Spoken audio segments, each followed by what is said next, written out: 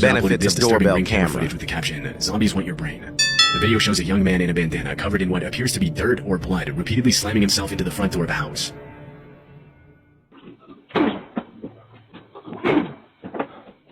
On his third attempt to break down the door, he apparently knocks himself out after hitting his head. Stumbling after the impact, the man collapses over the front porch railing, knocking over an ornament in the process.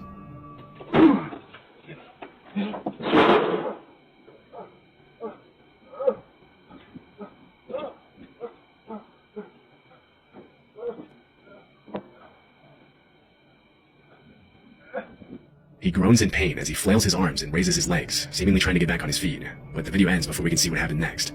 After the footage was uploaded, many viewers commented that the man was probably under the influence of hard drugs, which would explain his uncoordinated movements and violent behavior. Other users suggest that he might have had a seizure after hitting his head on the door, but because the video was uploaded with no context or explanation, it's impossible to confirm what actually happened.